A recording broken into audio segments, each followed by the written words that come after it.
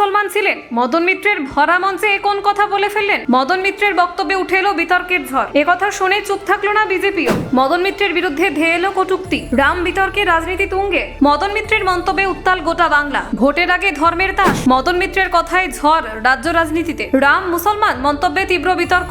মুখোমুখি তৃণমূল বিজেপি। 2026-এর আগে বিতর্কের বিস্ফোরণ। মদন মিত্রের মন্তব্যে ক্ষুব্ধ গেরুয়া শিবির। রামকে নিয়ে রাজনীতি চরমে, ধর্ম নিয়ে চলছে রাজনীতি। ভাইরাল ভিডিও ঘিরে শুরু হয়েছে নতুন যুদ্ধ। ভোট যত কাছে তত তীব্র বিতর্ক। রাম ইস্যুতে তোলপাড় বাংলার রাজনীতি। দেখুন, বছর ঘুরলেই 2026 সালে বিধানসভা নির্বাচন, তার আগে রাজ্য রাজনীতির পারদ চড়তে শুরু করেছে। বিভিন্ন ইস্যুতে একের পর এক মন্তব্য, পাল্টা মন্তব্যে উত্তাল হচ্ছে রাজনৈতিক মহল। সেই আবহে তৃণমূল কংগ্রেসের বর্ষিয়ান নেতা মদন মিত্রের একটি বক্তব্য ঘিরে নতুন করে বিতর্কের ঝড় উঠেছে। একটি সভায় বক্তব্য রাখতে গিয়ে মদন মিত্র এমন এক মন্তব্য করেন যা ঘিরে তীব্র প্রতিক্রিয়া তৈরি হয়।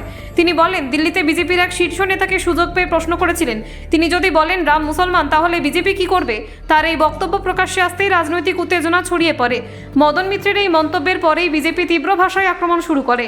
বিজেপির দাবি, এই ধরনের মন্তব্য ধর্মীয় ভাবাবেগে আঘাত করে এবং ইচ্ছাকৃতভাবে বিভাজনের রাজনীতি উস্কে দেয়। নির্বাচন যত এগিয়ে আসছে ততই এই ধরনের বিতর্ক রাজনৈতিক মেরুকরণ বাড়াবে বলে মনে করছে রাজনৈতিক মহল। শুধু মদন মিত্র নয়, এই প্রসঙ্গে বিজেপির জাতীয় নেতা অমিত মালব্য আক্রমণের নিশানায় আনেন কলকাতা পুরসভার মেয়র ফিরহাদ হাকিমকে। তিনি পুরনো একটি উর্দু সংক্রান্ত মন্তব্য টেনে এনে তৃণমূল নেতৃত্বের মানসিকতা নিয়ে প্রশ্ন তোলেন। অমিত মালব্য তার পোস্টে আরও উল্লেখ করেন সাসপেন্ড হওয়া তৃণমূল নেতা হুমায়ুনের বাবরি মসজিদ নির্মাণ সংক্রান্ত বক্তব্যের কথা। বিজেপির দাবি, এই সব মন্তব্য একসঙ্গে দেখলে তৃণমূল কংগ্রেসের ভোট ব্যাংক রাজনীতির ছবিটা স্পষ্ট হয়ে ওঠে। মদন মিত্রের সাম্প্রতিক বক্তব্যকে কেন্দ্র করে ক্ষোভ উগরে দেন অমিত মালব্য। তিনি লেখেন, তৃণমূল কংগ্রেস দীর্ঘদিন ধরে মুসলিম ভোট ব্যাংকে গুরুত্ব দিয়ে রাজনীতি করছে এবং বাঙালি হিন্দুদের দ্বিতীয় শ্রেণীর নাগরিক হিসেবে দেখছে। বিজেপি নেতার অভিযোগ, পশ্চিমবঙ্গে ইচ্ছাকৃতভাবে ধর্মের ভিত্তিতে রাজনীতি করা হচ্ছে। তার দাবি, 1 দশকেরও বেশি সময় ধরে তৃণমূল এই পথে হেঁটেছে এবং নির্বাচনের আগে আবারও সেই কৌশল সামনে আনা হচ্ছে।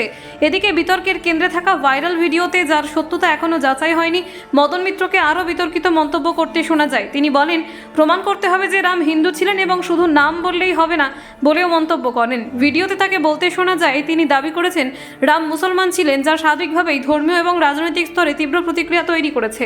এই বক্তব্য সামনে আসতেই বিজেপি একে সরাসরি হিন্দু বিরোধী মন্তব্য বলে আখ্যা দেয়। এই প্রসঙ্গে বিজেপির রাজ্য নেতা দিলীপ ঘোষও কটাক্ষ করতে ছাড়েননি।